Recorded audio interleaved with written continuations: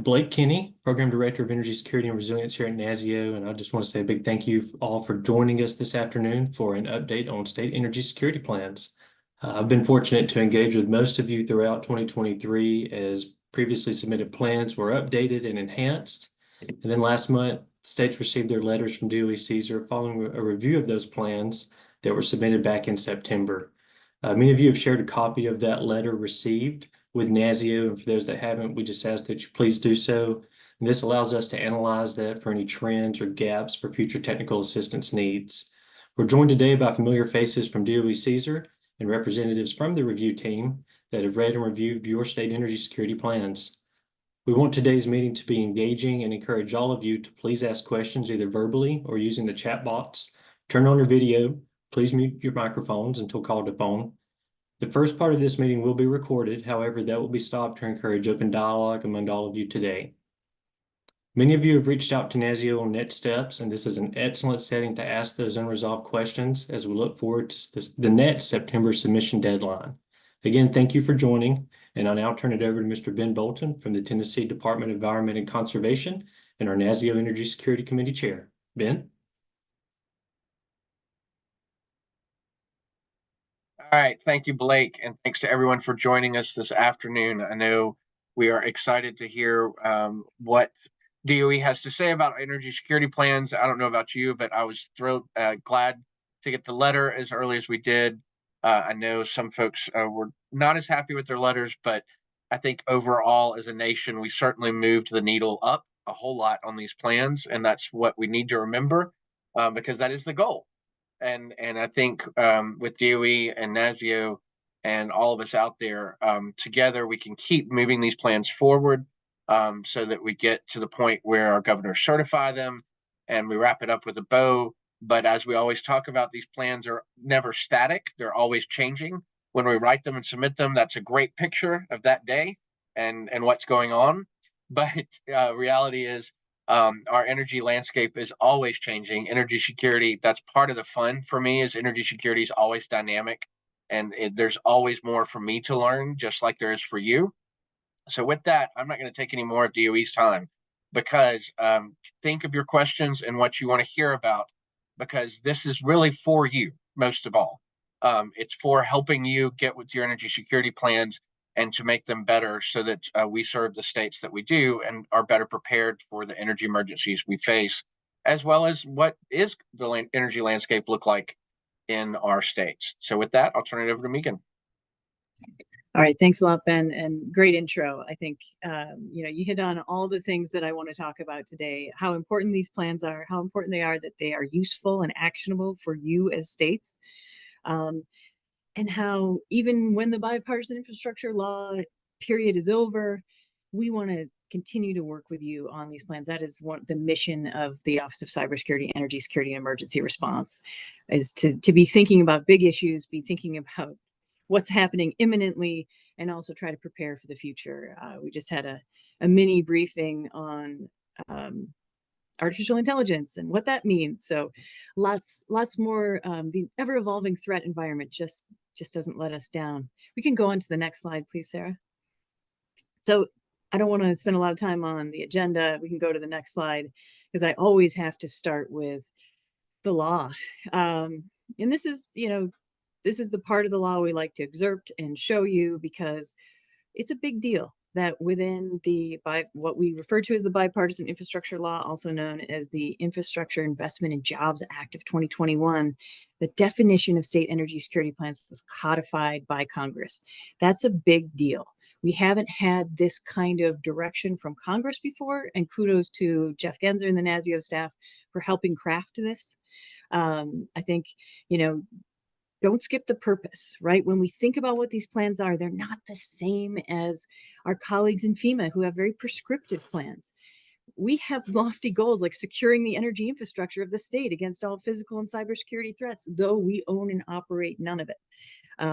But we've got to have a plan to mitigate the risk of energy supply disruptions to the state and to the people that Ben just mentioned that we all work for, right? So, and then ensuring that the state has reliable, secure, and resilient energy infrastructure. Well, that takes some time. That takes a lot of effort. That takes a lot of coordination. So I won't read through the elements because we're going to continue to talk about them, but we also received this, this nice 6 bullets of what needs to be in this plan, right? And the first part is your energy expertise, that energy profile. You've got to think about regulated and unregulated providers. We need to consider each threat, hazard, and vulnerability, which is why the plans are never done. And then a risk assessment of energy infrastructure. A lot of us, when we looked at these plans in years past, we thought about risk assessment more like an ongoing risk analysis as things come at us, as things hit us. How bad a day is it going to be? That's what my governor needs to know. Congress is asking us to do something a little more academic here, and what makes sense for states to do. How often do we update it? How do we share it? How confidential it is? These are things we're still working through and still talking about, still defining. But all of that informs that risk mitigation approach, which you guys are dealing with right now in terms of 40101D, grid resilience and reliability grants. We've got a historic investment in energy infrastructure coming out of the same law that this definition comes out of. So I hope it's giving you all a seat at the table, even if it's a little bit drinking from a fire hose. And then of course, element 6 is probably the most important element because it's what we're all about: coordination within and without our state, and then encouraging mutual assistance with the utilities, which is, I don't know why we would discourage it. Let's go on to the next slide, please.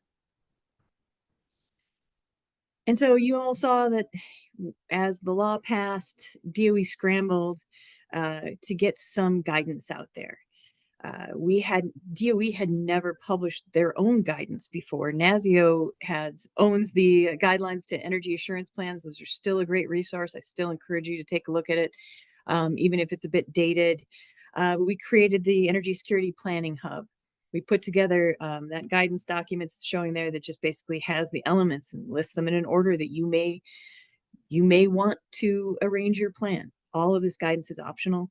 And we have a new optional mutual aid drop-in. I'll talk a little bit further about the things I've been working on in the last year since last we spoke. But we tried to make it easy for folks. We learned a lot from these products that we put out there and from reading your plans. And you're going to hear more about that coming up here too. Next slide, please.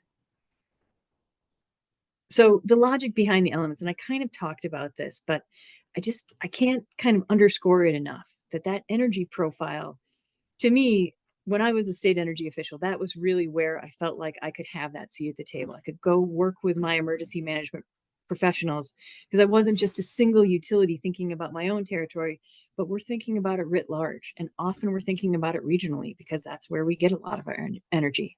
And then the threats, hazards, and vulnerabilities. Using that energy profile to overlay threats, to think about the vulnerabilities in the system that all inform your risk assessment, which is really just a discussion of consequences. And you can't do any of these first 3 things without coordinating with other agencies. There are a lot of people with a lot of equities in these spaces. Same with mitigation. It's one of the reasons that we've been working with our colleagues at the Grid Deployment Office to really provide cohorts and products for you. We understand that there's not enough hours in the day to do all the things. And DOE needs to coordinate as well. So we really feel like the more we look at these elements, the more that we think about it, they all build on each other.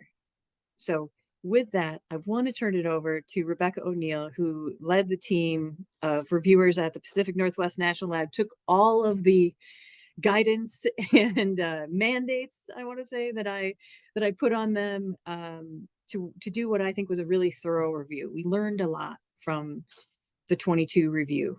And the biggest thing is that we wanted to make sure we read the entire plan and we really tried to understand where states are coming from and what these plans are used for. But Rebecca, anything else on this slide that you wanted to speak to? No, that was great, Megan. Thank you. All right, we can go to the next one then. All right. Would you like me to take it from here? Sure. All right. Please go ahead. Great. Thank you, Megan.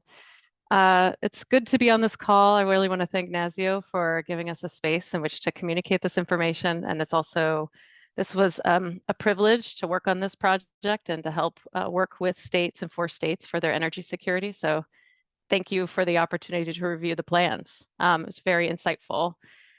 my role here is to give you guys a readout at the highest level. We're trying to get the cut across, and I'm looking forward to collaborating with NASEO a little more on what they see as well as they review the letters. So I think there's a lot to understand about how to do these plans in the future. The results overview. So in total, there are 55 plans that were anticipated, you could probably gather here, to be submitted. This is the rate per element. I think you guys know the elements at this point, but the 1 and 2 are connected to the profile. 3 is the one that's related to threats, hazards, and vulnerabilities. 4 is the risk assessment. 5 is mitigation, approach, and 6 is the coordination, including with federally recognized tribes. I think it's not a surprise that element 4 and element 5 were the most challenging because they're the culminating for the rest of the plan. So this wasn't a surprise to us to see this rate. And I think what's actually very encouraging is that most states are complete. Half states are complete, and I think a good position of the 23 remaining are very, very close. So I think we feel really good about where we're at with this. We did want to offer on the next slide, Sarah, a comparator to last year, just to see how much work has been done. It's very clear to us that the states worked hard to upgrade the plans and to change them.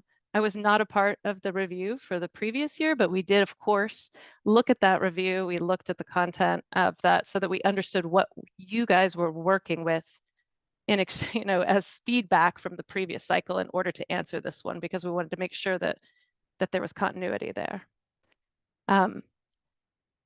It's great to see. I think Marty put a question in the in the chat, and Megan is able to answer those. So we'll keep track of those. I think Megan and Blake and Sarah and Kirsten and I just discussed trying to make sure we're tracking your questions and putting an FAQ together if we can be helpful there. Megan, anything else or anyone else on the overall here before we get into I think detail? this is, you can just see, I forgot to say, but I wanted to say thank you all for all the work you put into your plans. It's evident. Great question, Marty. We haven't done the analysis on who's an ESF-12 responder, who isn't. I think these plans are broader than just response, but that would be interesting to see if, our folks who are responding day in, day out, coming in with sort of a more actionable plan. I think sometimes that can work against you though, because you're responding and you have a lot of events going on, and we've been going through all of the events that happened in the last year. It's a staggering amount. So not to mention the events, the amount of money that's coming through your offices, the federal funds you're drinking from a fire hose. Just kudos to all of you. You all made progress on the plans. I think that's one thing that's not on these slides, is every single person who turned in a plan made measurable progress. And I'd like to know how many days in a row Ben was activated, because it was a lot, and it hasn't ended in 2024, which I believe that he's calling 2020 take 4. And the color of the states in the patchwork just means you're unique and beautiful, and doesn't mean anything other than we appreciate you all for how special and wonderful you are. But we can go to the next slide. Thank you. We wanted to start by saying some of the things that we've noticed. We tried really hard to, in the letters, indicate where states had done things that were remarkable. Since you don't have the benefit of looking at everybody else's state plans, it's hard to know what you're doing that's different than anybody else, or what we thought was exceptional. So we did make a point to note those in the individual letters, but here are some ways that we saw it writ widely here. Oh, and I see Ben putting his data in the chat. That's wild. Coordination. So Megan mentioned this before, that this is a part of element 6, but there were a lot of other ways that the states and territories demonstrated coordination. So for example, they would convene working groups to develop their energy profiles. Those were incredible work, because it's incredible work not just because stakeholders engaged with it, but it meant everybody was using that content. And so we saw some work to do working groups, not just for the energy profile, but for definitions of critical infrastructure. We saw you using emergency response exercise content, and then taking those findings and putting them in. Some of you have used the ACES tool and had workshops. You described that coordination. Some of you have standing engagements with industry, with stakeholders, and you put that in there, and that really does show the level of effort and also shows sort of the state of the art of the content that's in the plan. Another area we noticed is the use of geospatial analysis. Of course, geospatial analysis can't tell you everything, but boy, some people used it to get a lot of mileage, and we really noticed that. It also increases our ability to understand where you're going with the content, because so much of this is in element 3. It helps to highlight where you are choosing risks and prioritizing risks. It makes it really clear what your process is. So kudos to those of you that use some of those techniques. And risk assessment. Of course, the word vulnerabilities, the susceptibility, isn't just meant to be related to infrastructure. It's also for end users. It's for customers. It's for populations. And some of you had that broader analysis that included vulnerabilities at that stage. And of course, that makes it a lot easier to show how you're making choices in the mitigation side that are going to resilience for end users, which is part of the legal requirements. Some states, this is a big one, didn't just rely on historical records and stop at today, but they looked at what that meant for the future, for the planning period that you're working in. So that can be lots of things. That can just be trends, what are we starting to see more of? And so what do we anticipate in the future? But it can also be, using best available data from federal weather agencies or other things to understand what's likely ahead. So some of you were looking at, for example, at electric vehicle rates and how you anticipated that shifting in your communities, because you had that data. And so the question was, how does that change the prioritization of some of your risks or your mitigation measures? So those were some things we really looked for, because we thought that was going to help you make a really good, clearer prioritization of risks. And then the last one is interdependencies and compounding effects. So this is sort of like, this is the I think some of the most challenging work in risk assessment is doing interdependencies well and compounding effects well. Those are places where exercises really help. And some of you took a lot of extra steps in here, not just to describe where you think the connections are, but to actually analyze them as part of your risk assessment. So where we saw those as well, we highlighted that. Risk mitigation, of course, the requirements in the law are more about approach. So it's asking you to identify kind of what your scheme of thinking is. What are you getting from your state hazard mitigation plans? What are you getting from your stakeholder feedback? And how are you going to prioritize that content? But some of you took a next step and worked with those stakeholders to develop a suite of mitigation measures that you were then going to prioritize and explore, and you explained that to us. So where we saw that, and where it's clearly linked to risk, that you had prioritized in your risk assessment, that sort of connection, that logical connection that Megan mentioned before, that made it really easy to see a high quality mitigation approach for element 5. I'm happy to get to this next slide, and then we have a natural stopping point, but if people have questions, you're welcome to put them in the chat, or we can get to them at the time that NASEO thinks is most appropriate. Here are some areas that were common across the letters that you should have seen. Publicly available information. So there are some resources that are broadly available to states that not everyone used, and these can be really helpful in giving you a strong lay of the land for your energy landscape. So I know that the DOE resources do talk about this and give you some direct links. And in some cases, we were seeing really robust treatment of, let's say, the petroleum sector, but a really minor treatment of natural gas. And so we might have commented, hey, it's a little uneven. You can go here to get more information about this sector for your state, so that you have kind of a threshold level of information for all 3 major sectors. More than hazards. So a lot of folks described hazards or threats, the subsequent part of the hazard that affects the infrastructure, but then didn't do the connection, the kind of other features of risk that are really important to think about. If you stop at hazards, it's really tricky, because that's not really a risk in and of itself, because you can't do anything about the hazard, right? You're looking for the extra vectors of information so that you can make an adjustment. So when we saw you stopping at hazards, we definitely pointed that out in the letters. Logical risk, logical mitigation, this really just is the same thing that Megan was mentioning before about wanting to see connective tissue. If you tell us that these are your top risks and then you give us mitigation measures that don't connect to those risks, we asked a question, in the letter. So that's really just more about connecting all of the pieces in the plan. The novel insights into risks, this is one that we're certainly going to explore in the cohort work ahead, because this is one that's challenging, I think. So you all are experts in your fields, and you know a lot about your states. And so in some cases, you're writing what you know, but one of the ideas behind the risk assessment is kind of having a comprehensive or a systematic framework where you put all that information in and you kind of assure that that expert information is kind of given a comprehensive framework, right? Or an analytical framework, and not just a recitation of what you already know. So it gives you novel insights, or it confirms what you already have said. But this was something you might have seen us talk about in the letters, where we noticed the expertise, and we noticed that at times it sounded like people were just writing exactly what they knew, and it was excellent. And we just asked whether or not it could be connected to that analytical piece. So it's not wrong to use expert knowledge. It's just that you can really make it much more robust if it's in a more comprehensive framework. And then tribal representation, we absolutely had challenges with kind of complete descriptions of both the federally recognized tribes in your state and the coordination activity.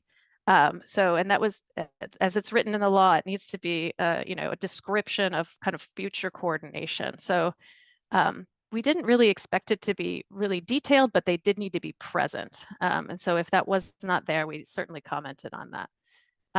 I don't think that this is a really challenging area for every state to address. It's an absolutely a requirement of the law. And I think that's it for me. So I will pass it back. Or Sarah, do you want to move to the next slide? Thank you. Thank you for everyone for your attention. Thank you, Rebecca. That was great. That was really exciting. Well, and this is really exciting too, is that we actually have something. I just put it in the chat. We've got a cohort page that our friends at Pacific Northwest National Lab have stood up for us with these energy security and grid resilience cohorts. Now, this is a whole, speaking of coordination, this is a project about a year ago, next week, during the NASEO meeting. I recall Director Molly Cripps from Tennessee stood up and asked our director, Piyush Kumar, and the director of the Grid Deployment Office if we were going to do cohorts together, because states do not have the time to attend 8 million meetings. We're already doing that, last I checked. So we said, Piyush and Maria, the director of GDO, said yes, they would absolutely do that. And we have been working behind the scenes with, I'm sure you guys know, Dave Parsons, formerly with Hawaii, and Corey Felder, who's also on the GDO team, as well as, shout out to Kirsten Verklaas and Sarah Trent and Blake Kinney on the NASEO team, and Hylea O'Quinn on the NARU team. All of these cohorts, that sign up is live today. You're the guinea pig, so let us know if anything goes wrong with the form. I'm sure it's wonderful, but choose the cohorts you want to participate in. The risk assessment approaches and risk mitigation strategies will be CESER and PNNL led, but we'll certainly be talking about the GDO programs, infrastructure investments, all of these things. As we just said, all this stuff really connects, and we think that it makes sense for you as you're managing your time, you're thinking about staff, to have all this on one page so that you can and scroll around on the page. We've got a lot of sort of trying to lay out the time commitment, the participant benefits, what we're going to ask of you. We're going to ask a couple of hours a month, at least, including some pre-work, some pre-reads and things like that. But it's your participation that will make these cohorts really good. We'll also do webinars with subject matter experts. We'll also bring in, we've got a whole plan, and I apologize, it hasn't happened quite yet. We've got a whole plan to reach out to folks to share sections of their state energy security plans as part of these cohorts, so you can see how did my colleagues do it? What did it look like? We obviously want to get people's permission. We would never just share plans without that. And I want to draw your attention to the fact that we may launch additional cohorts consistent with your feedback. So let us know if we are missing something that you really want to work on. It's important for us to get you what you need to meet the requirements of the law, but also for your energy security programs and your plans writ large going forward. I think this is really important. We do have the portal open till February 29th. We wanted to make sure that the sign up will be open. We're going to make sure it's open through the NARUC meeting, but I would encourage you to sign up as soon as possible. We're writing the curriculum right now. We're, looking through the feedback from the plans and thinking about how this all works together. So the more that we know about the number of folks that will have joining risk assessment, joining risk mitigation, will really, really help us going forward. So I'm excited to tell you that's live today. If we can go to the next slide, I can also talk about what's coming very soon. And those of you who've met with me recently in office hours know that I've been absolutely sweating over this risk assessment for energy infrastructure guide. DOE has never produced risk assessment guidance for the states before, and I know why now. It's really complicated, and as I mentioned in the beginning of the meeting, having been a state energy official, I just like to think about the amount of time we realistically have and what's useful. What do we need to inform our plans, to inform our governors, to inform our colleagues, to inform our mitigation strategies, right? So, and does it have to be classified information that is now a document that's difficult to protect? I know a lot of states, some states have their plans on the web. That's a wonderful thing if you want to do it. You don't have to. You can keep these plans close. We're working on the Secretary's determination on keeping the plans free from Freedom of Information Act requests. That is a question we've had from states, and working with our lawyers on the law, the Secretary has to make a determination. So we have to recommend what she does for that. So that's not in place yet, but I think it's pretty easy to protect the plans with an for official use only designation, just like the one that was on your letters that you received, because we don't think that that should be public information. This is information for you. Those letters were internal. That is just about DOE working with you on the plans. The stronger your plans are, the better it is for us. And the risk mitigation approach guidebook, we had the idea we might do a couple of guidebooks with one on implementation, and then we decided that no one has time for all these guidebooks. So I think that we can pretty well determine an approach and give you a template for implementation, and those things flow pretty naturally together. So that guidebook is nearing completion as well. By the time we launch the cohorts, these guides will be ready because they will be our tools, along with your plans, your brains, your expertise, as Rebecca noted. I mean, to me, it's really the most important thing, is getting the states in the room to ask great questions, to share thoughts, share challenges. So I'm really excited, because I like working with all you guys anyway, but I'm very excited for those to launch. We can go to the next slide. And Rebecca brought up geospatial, GIS tools. And right now we're working on a threat mapping toolkit that would use GIS. And we have to decide, and this is, some of you know, this is my axe to grind, is you got to remember that these plans are for when the lights go off.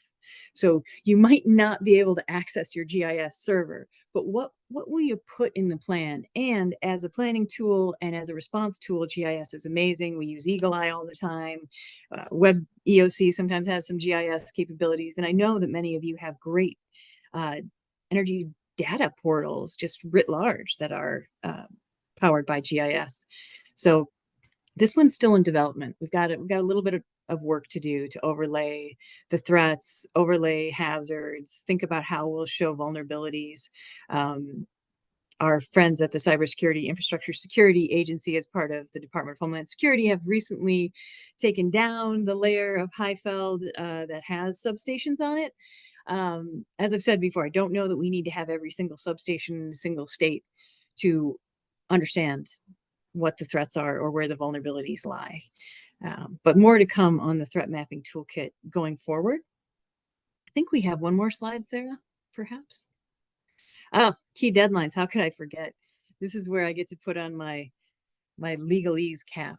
But as you all may or may not be aware, hopefully you are aware, September 30th, 2024, all the states have not fully addressed the 6 elements, so that's 30 of you, must resubmit the State Energy Security Plan to DOE we'll probably reopen the PNNL portal like we did last year, give you an email option, but direct guidance on that. We'll be updating our FAQs on our website, and we'll make sure that you have guidance on that. We're working with our general counsel right now to try to understand if they have any recommendations or a template that they would like states to use to submit the governor's certification once you have received the letter from DOE that says you fully addressed all 6 elements.